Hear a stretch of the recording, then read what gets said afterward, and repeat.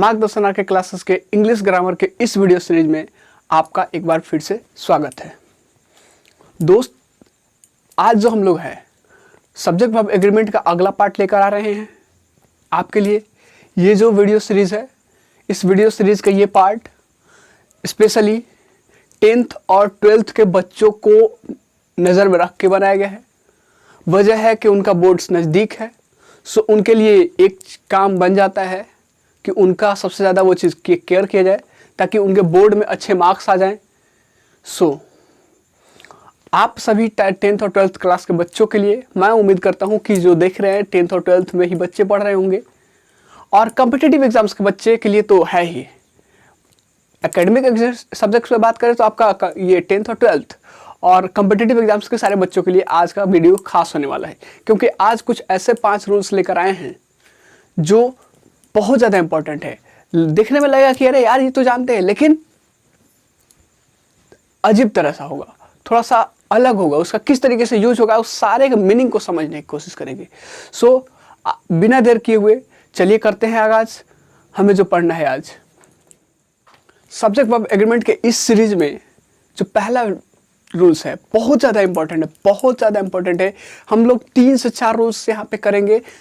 Each either neither से related, each either neither से related आप बोलेंगे सर यहाँ पे तो हम लोग को पता है। मैं मानता हूँ पता है, लेकिन आप रटना है तो फिर बुक पढ़िए, अगर समझना है तो फिर वीडियो देखिए। ये वाला क्या वो रूल्स है ये आपको लास्ट तक समझ में आ जाएगी।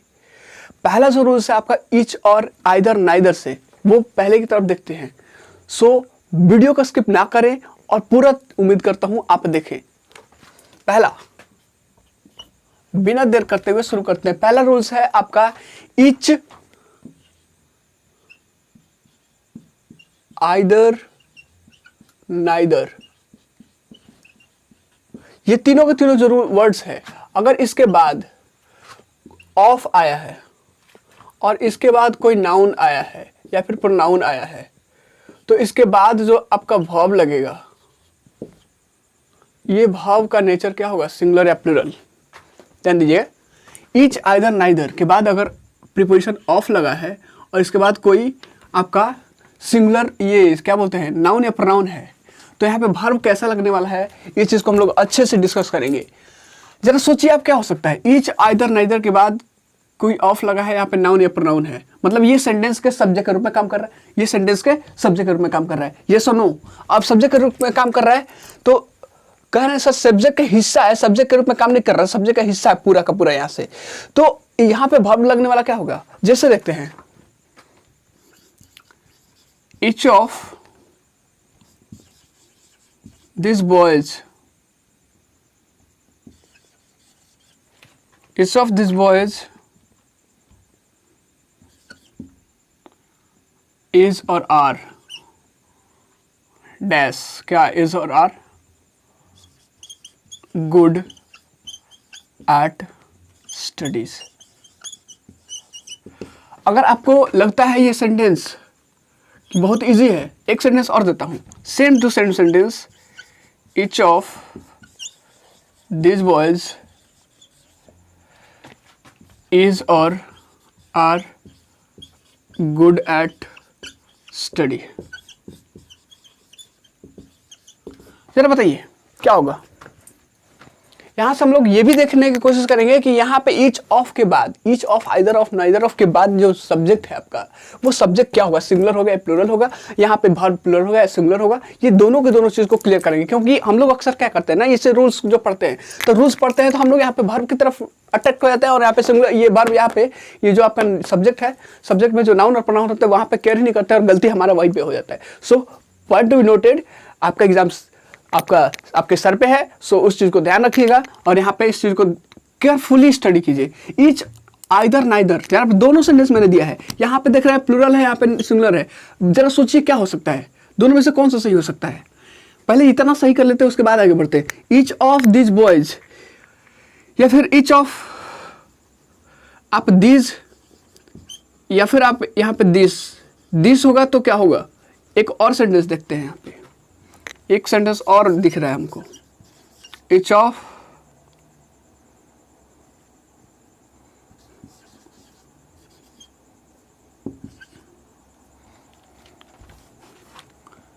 of boy is or are good at studies। अब और मुश्किल हो गया, क्या हो गया, किस तरीके से हो गया जरा। कह रहा है कि each of these boys, each of this boy, each of boy, अगर बात करें, अगर ध्यान से देख रहे हैं, थोड़ा सा सब्जेक्ट सिंगुलर और प्लूरल की बात कर रहे हैं। मैंने बोला था आपको कि ये चैप्टर आपको पढ़ने के लिए आपको क्या होगा, मीनिंग समझना पड़ेगा। उस सेंटेंस का अगर मीनिंग समझ लेते हैं तो आपके लिए ये चैप्टर बहुत आसान है, मतलब ये इससे क्वेश्चन छूटेगा नहीं। तो यहाँ पे जरा देख रहे हैं कि each of this boys, this तो प्लूरल है, तो प्लूरल के साथ ये प्लूरल नाउन आता है ना, तो यहाँ से ये तो क्लियर हो गया, गलत हो गया है ना। दीज के साथ तो बॉय नहीं आएगा, दीज के साथ जब भी आएगा तो बॉय जाएगा, तो चलिए यहाँ पे गलत हो गया। ईच ऑफ बॉय इज, ये तो सही है, ये तो सही हो सकता है, ये तो सही हो सकता है, लेकिन क्या होगा देखते हैं। Each of this boys is और आर गुड एट स्टडी। पहले तो एक आफत ये था, एक आफत ये था और एक आफत ये आ गया कि यहाँ पे क्या होगा। तो ध्यान दीजिएगा, अगर ऐसा सेंटेंस आ गया, ऐसा कोई भी सेंटेंस का फॉर्मेट आ गया, तो उसके बाद जो ये नाउन है और प्रोनाउन है, ये हमेशा क्या होगा, प्लूरल होगा, हमेशा प्लूरल होगा। कैसे, मैं बात कर रहा हूँ अभी। ये प्लूरल होगा। अब जब ये प्लूरल हो गया तो इसका मतलब ये प्लूरल हो गया।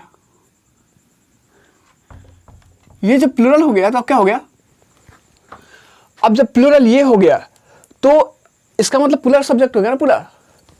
अब जरा सुनिए रूल्स आपका, जो अगर आपको जो लग रहा है, अगर ऐसा आप टिक करेंगे तो गलत होगा। यहाँ पे वर्ब क्या होगा, अब यहाँ पे इसके हिसाब से तो आपका यहाँ पे वर्ब प्लूरल होना चाहिए, है कि नहीं है। लेकिन जरा ध्यान से सुनिए, मीनिंग मैंने बोला था सबसे इंपॉर्टेंट है। नाइदर ऑफ दिस बॉयज, इनमें से each of this boys, each मैंने बोला था लास्ट ही क्लास में कि ये डिस्ट्रीब्यूटिव एडजेक्टिव है।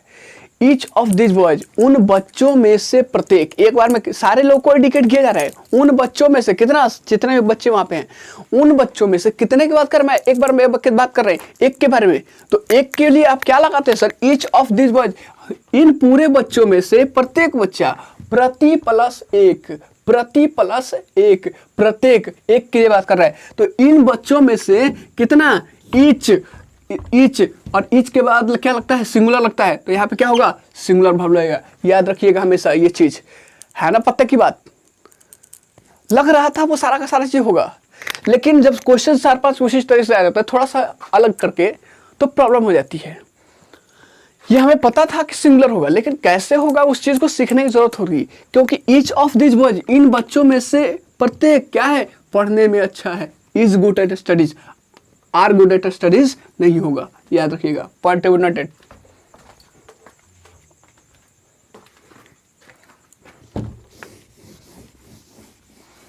मतलब लिख सकते हैं यहाँ पे,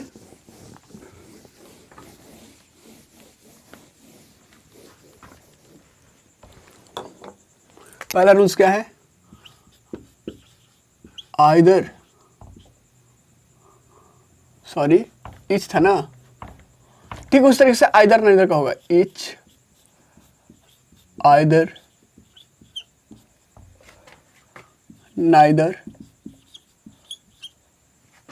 प्लस ऑफ प्लस नाउन या pronoun plus subject, sorry verb. Verb का नेचर क्या होगा, सिंगुलर होगा। इसका नेचर क्या होता है, ये क्या होता है आपका, प्लूरल होता है हमेशा। सो ये चीज एक तो रूल्स बन गया बहुत आसान तरीके से। ईच वाला देख लिए, आइदर और नाइदर वाला भी देख देते हैं। Either of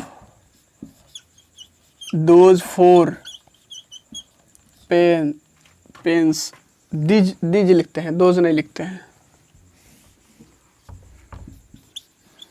these four pens, pen हुआ या पेन्स होगा आप समझ लीजिएगा। यहाँ पे पेन या पेन्स, एज और आर रेड। अब जरा सोचिए, अगर आइदर समझ में आ गया तो आइदर की जगह पे वही आइदर और नाइदर में क्या होता है, ये पॉजिटिव सेंस में देता है, ये नेगेटिव सेंस में कह रहा है कि आइदर ऑफ दिस वो 4 पेन्स, 4 पेन, अब पेन होगा या पेन्स होगा, आइदर ऑफ है ना, यहाँ पे जो भाव, ये आपका नाउन जो होगा आपका क्या होगा, आपका प्लूरल होगा, पेन्स होगा, सिंगुलर नहीं होगा। तो एक चीज आपसे देख रहे हैं, प्लूरल मिल गया तो कह रहे हैं either of this 4 pens is और आर, इज और आर, तो हम लोगों ने वहां पे क्या देखा था, सिंगुलर ना, तो यहाँ पे क्या मारेंगे, सिंगुलर, आंख बंद करके मार दीजिए। मतलब कह रहा है कि उन पेन में से, उन 4 कलम में से, इन 4 कलम में से कोई भी, कोई एक, इसका मतलब होता है कोई भी क्या है, लाल है।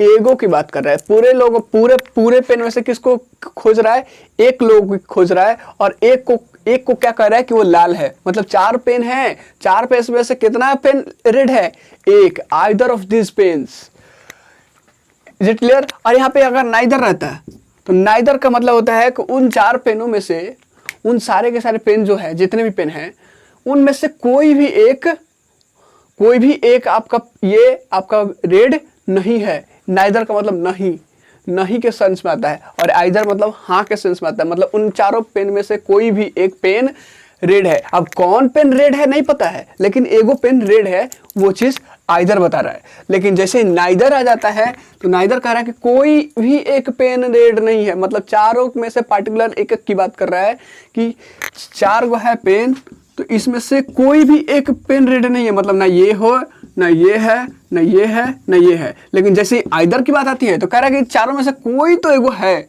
जो रेड है। इज इट क्लियर, पहला रूल्स। दूसरा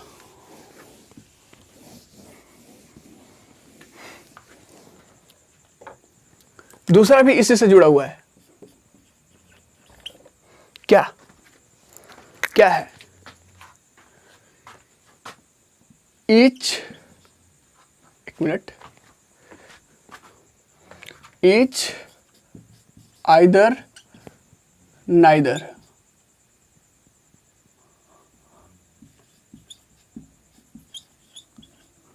अगर सेंटेंस के सब्जेक्ट में प्रेजेंट हो, अगर सेंटेंस के सब्जेक्ट में प्रेजेंट हो, इसके बाद कोई सब्जेक्ट हो, सब्जेक्ट में आपका हो सकता है नाउन, हो सकता है प्रोनाउन, हो सकता है, तो इसके बाद लगने वाला वर्ब क्या होगा, इसके बाद लगने वाला वर्ब क्या होगा। कह रहा है कि ईच, आइदर, नाइदर अगर सेंटेंस के सब्जेक्ट का हिस्सा हो, मतलब यहाँ पे प्रीपोजिशन लगा था या प्रीपोजिशन नहीं लगा है, तो उसके बाद लगने वाला वर्ब क्या होगा। यहाँ पे इसका नेचर क्या होगा, दोनों का दोनों कह रहा है। Each of this, each of वहां पे था, यहाँ पे ईच, आइदर, नाइदर, अब क्या होगा बताइए जरा। सर बताइए थोड़ा सा, अब बहुत आसान है, वो आसान तो है, ये चीजें में करने की क्या जरूरत है। कह रहा है कि ईच, आइदर, नाइदर, देख लेते हैं ना। ईच,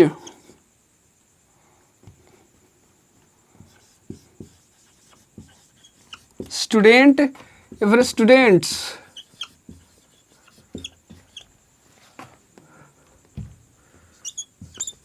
हैज या फिर हैव,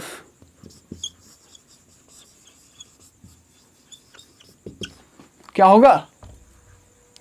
ईच स्टूडेंट और स्टूडेंट्स, हैज और हैव प्लेड वेल, क्या होगा। ईच प्रत्येक बच्चे, एक हो स्टूडेंट होगा या फिर स्टूडेंट्स होगा, स्टूडेंट होगा या फिर स्टूडेंट्स होगा, जरा सोचिए।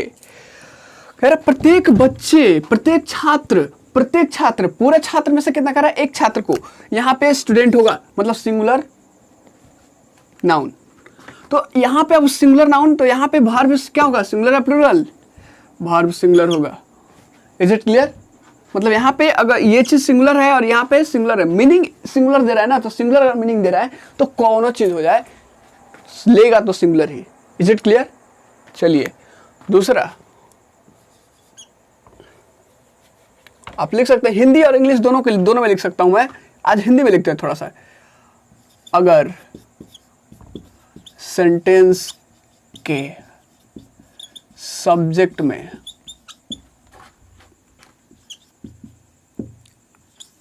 ईच, आइदर, नाइदर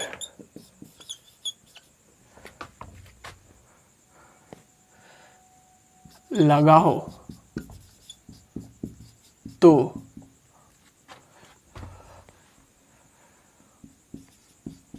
उसके बाद singular verb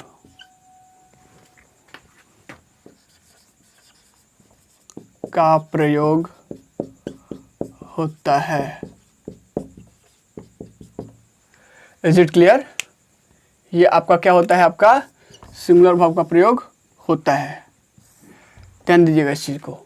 etch either neither plus subject और प्लस आपका वर्ब, तो यहाँ पे आपका वर्ब हो जाएगा सिंगुलर और यहाँ पे ये चीज आपका हो जाएगा सिंगुलर। Is it clear? दूसरी चीज याद रखिएगा कि हमने यहाँ पे बात किया है कि यहाँ पे नाउन क्या होगा, नाउन या प्रोनाउन क्या होगा, सिंगुलर होगा, मतलब सिंगुलर काउंटेबल नाउन होगा। जो सब्जेक्ट की बात कर रहे हैं, सब्जेक्ट क्या होगा, अगर सिंगुलर काउंटेबल नाउन है तो, और सिंगुलर काउंटेबल नाउन ही होगा सर। मैक्सिमम आप मैक्सिमम एग्जांपल देख लीजिए, वो सारा का सारा सिंगुलर काउंटेबल नाउन ही रहता है। इच वाटर नहीं ना बोलेंगे, इच वाटर नहीं बोलेंगे, इच मिल्क नहीं बोलेंगे, इच शुगर नहीं बोलेंगे, तो यहाँ पे है क्या, singular countable noun. So is it clear? दूसरा रूल्स ये था। तीसरा रूल्स,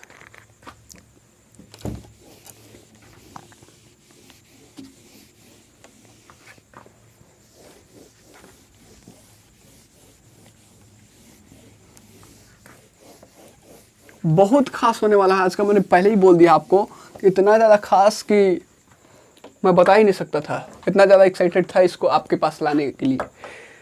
तीसरी चीज़, तीसरा जो रूल्स है हमारे पास, रोमन नंबर्स में लिख रहे हैं तो सारा का सारा रोमन नंबर्स में ही लिखते हैं।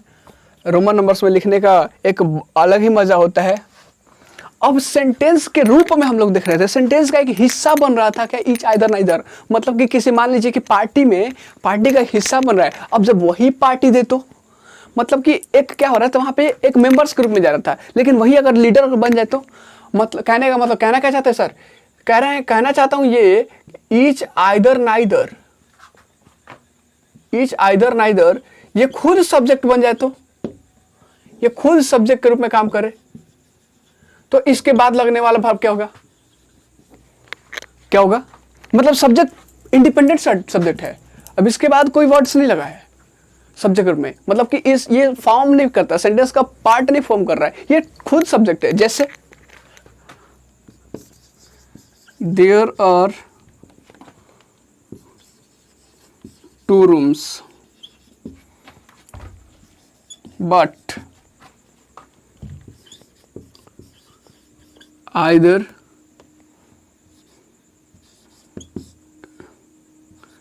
is or are painted।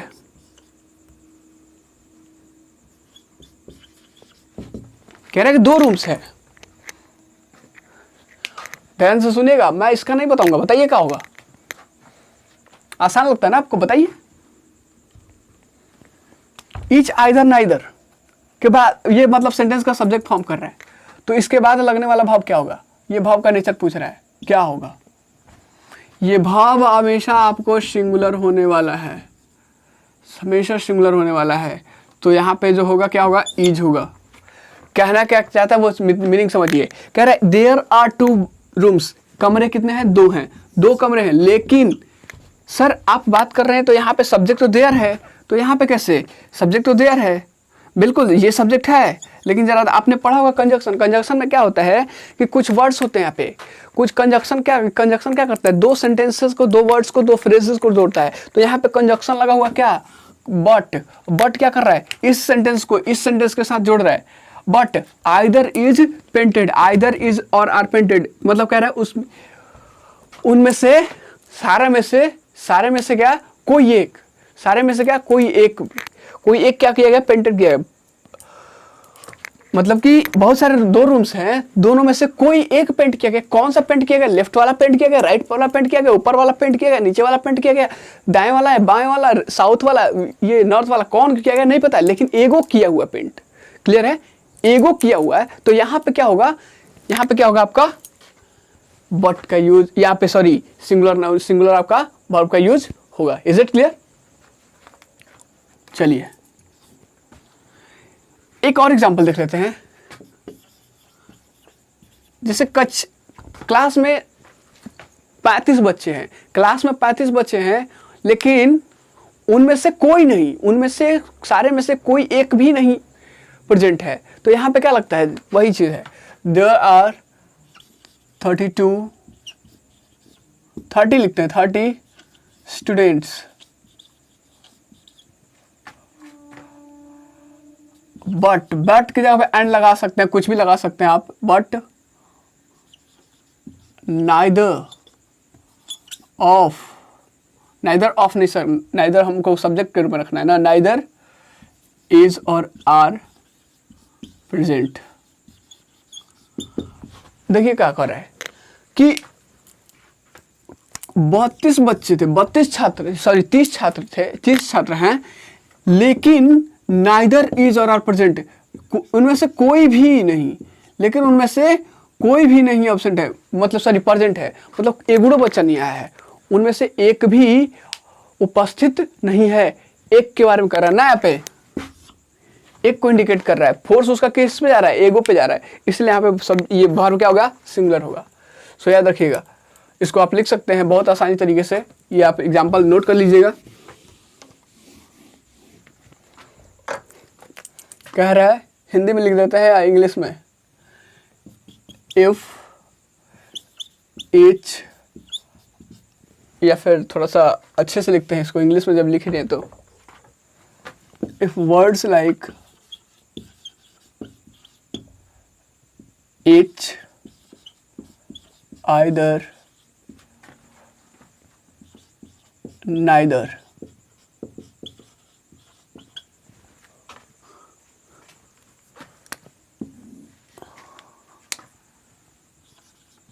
be the subject of the sentence,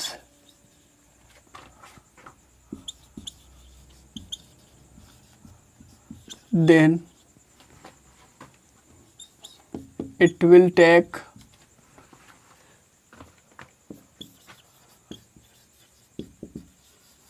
singular verb। तो हमेशा क्या लेगा, ये आपका सिंगुलर वर्ब लेगा। सेंटेंस के सब्जेक्ट के रूप में काम कर रहा है तो आपका वर्ब क्या लेगा, हमेशा सिंगुलर लेगा। आप हमने यहाँ पे देखा, यहाँ पे भी देखा, हमने कोशिश किया, और यहाँ पे जो एक और एग्जांपल था उसको वहाँ पे भी देखा। तो क्लियर है ना आप लोग के पास, एकदम मजा आएगा। 3 रूल्स आपका हो गया है, 2 रूल्स और बचा हुआ है। वेट कीजिए, बहुत जबरदस्त रूल होने वाला है, वो तो और ज्यादा है, वो शायद आप लोग में से बहुत सारे लोग नहीं सुने होंगे। मीनिंग पे सारा का सारा बात कहाँ पे होती है इसमें, तो सारा का सारा चीज होता है मीनिंग पे। सो उम्मीद करता हूं सारा का सारा चीज आपको अच्छे से क्लियरली समझ में आएगा। चौथा रूल्स क्या है, बहुत आसान है, बहुत आसान। चौथा रूल्स को हम लोग इस तरह से इंडिकेट करते हैं, अलग कलर से। आप देख रहे हैं,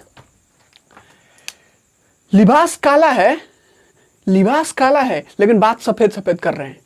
लिबास काला है लेकिन बात सफेद कर रहे हैं। पट श्वेत है लेकिन स्याही काला यूज कर रहे हैं। बहुत अच्छा है ना। दूसरी चीज, nothing but,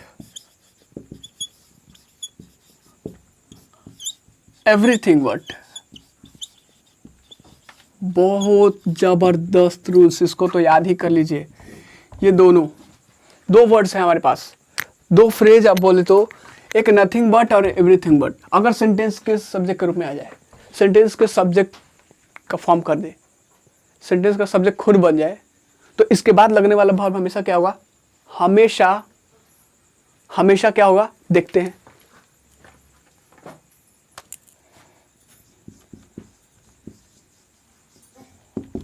nothing but, car is और आर।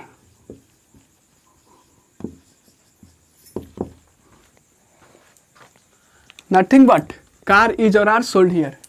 कुछ नहीं लेकिन कार बेचा जाता है।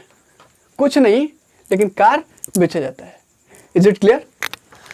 नथिंग मतलब होता है कुछ नहीं लेकिन, बट लग के आ गया लेकिन, कार बेचा जाता है। ये आपका कंपाउंड सेंटेंस जिसको बोलते हैं, ये आपका जोड़ रहा है। ये सेंटेंस ऐसा था, nothing is sold here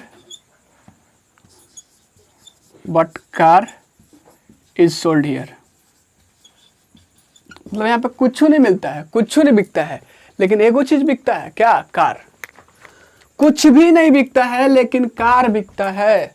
so सब कुछ नहीं है, बहुत सारा सामान थे लेकिन बहुत सारे सामान नहीं बिक रहा है, लेकिन क्या बिक रहा है? एगो आर्टिकल्स बिक रहा है। क्या बिक रहा है? कार।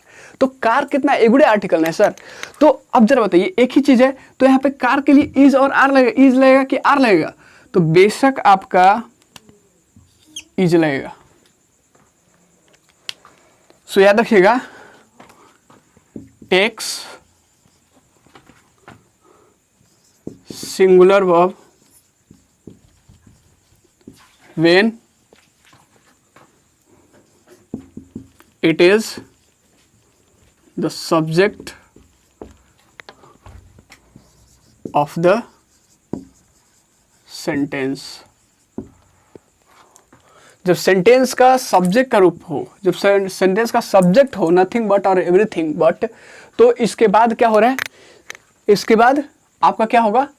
वर्ब क्या होगा? सिंगुलर होगा। टेक सिंगुलर वर्ब, ये सिंगुलर वर्ब लेगा। Is it right? था ना इंपॉर्टेंट? थोड़ा सा यूनिक था, बहुत ज़्यादा यूनिक था। और दूसरी चीज़ आपको देखने को मिला यहाँ पे कि किस तरीके से मीनिंग बदलता है, किस तरीके से ये सेंटेंस जो इतना छोटा दिख रहा है, ये सेंटेंस एक्चुअली था कैसे। नथिंग इज सोल्ड हियर, कुछ नहीं बिकता है लेकिन but car is sold here. तो कॉमन पार्ट दोनों में क्या था आपका? ये। तो यहाँ पे एंड लगा करके, नथिंग बट लगा करके, नथिंग बट, और यहाँ पे ये वाला ये सिमिलर था तो यहाँ पे एक चीज हटा दिया गया। पांचवा रूल्स बहुत ज्यादा इंपॉर्टेंट है, पांचवा रूल्स तो और ज्यादा इंपॉर्टेंट है, उस चीज को तो देखना ही पड़ेगा।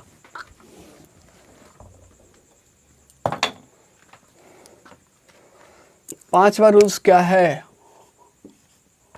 पांचवा रूल्स बहुत आसान है, बहुत आसान भी है, बहुत वो चीज है। ए नंबर ऑफ, नाम सुने होंगे, a number of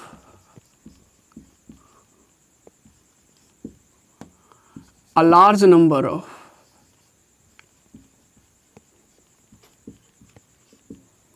a great number of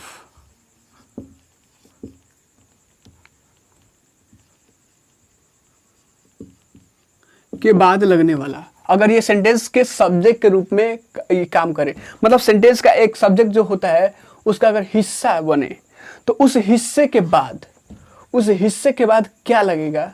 वो वर्ब क्या होगा? वो वर्ब किस तरह का होगा? सिंगुलर होगा या फिर प्लूरल होगा? उस चीज को हम लोग डिस्कस करेंगे। जैसे देखते हैं,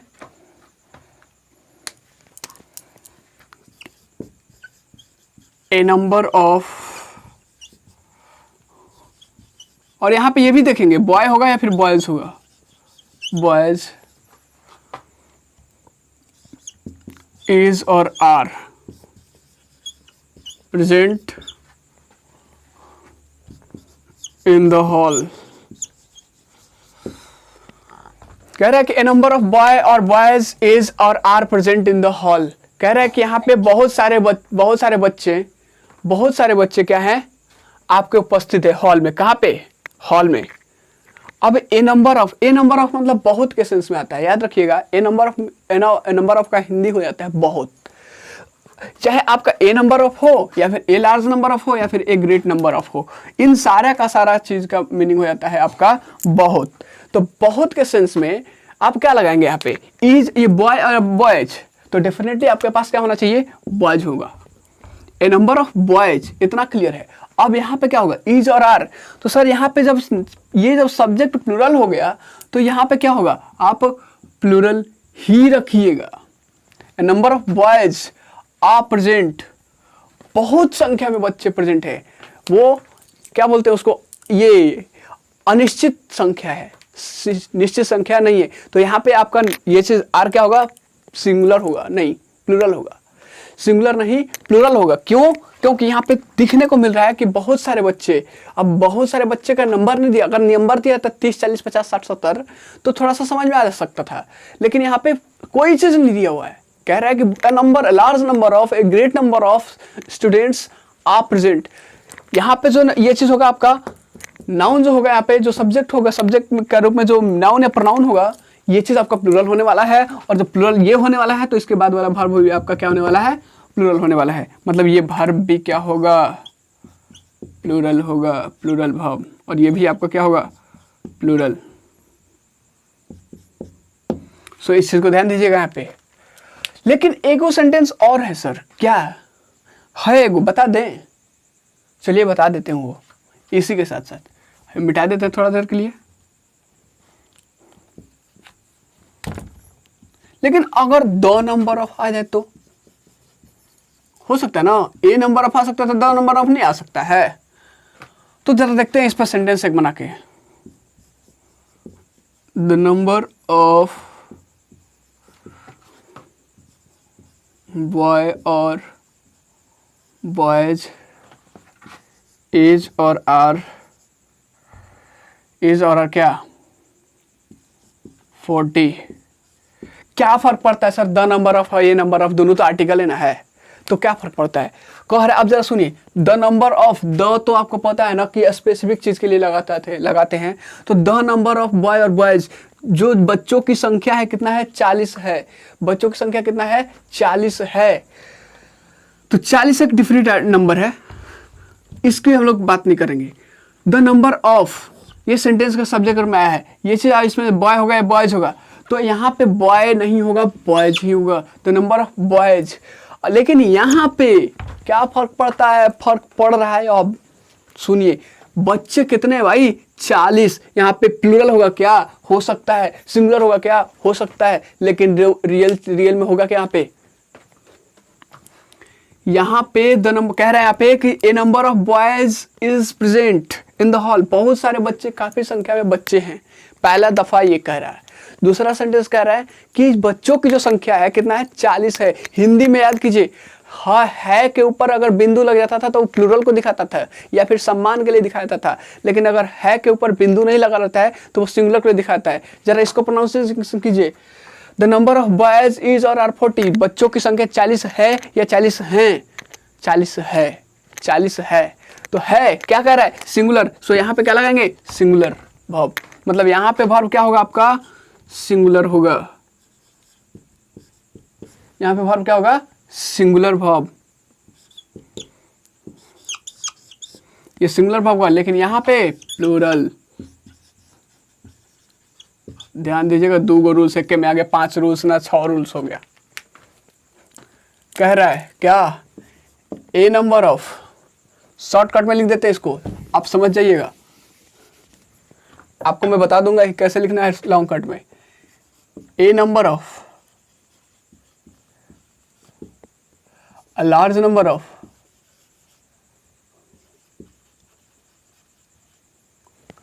लिखिए, लिख ही देते हैं। A number of a large number of a great number of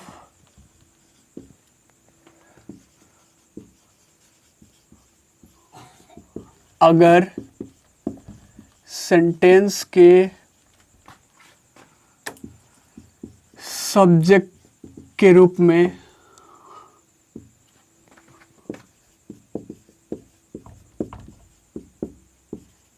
आया हो या फिर प्रयोग किया गया हो, प्रयोग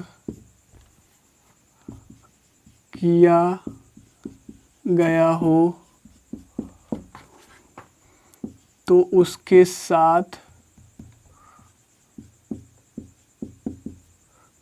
साथ हमेशा कौन सा वर्ब? प्लूरल वर्ब का प्रयोग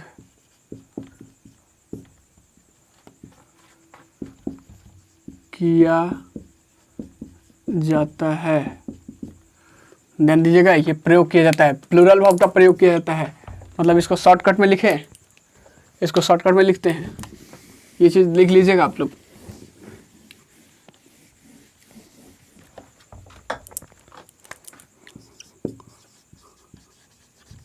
A number of,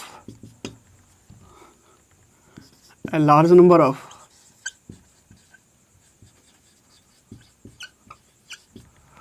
a great number of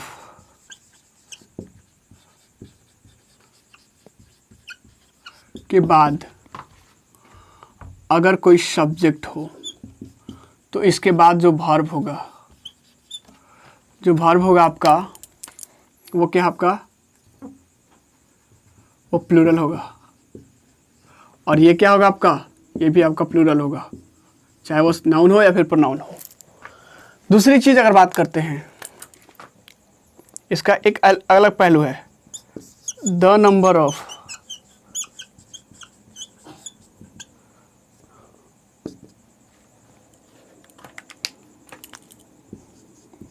अगर सेंटेंस के सब्जेक्ट के रूप में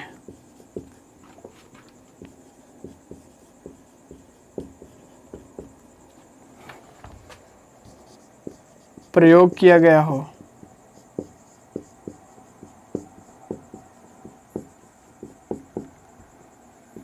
तो वह अपने साथ प्लूरल वर्ब लेकर के सिंगुलर वर्ब लेता है।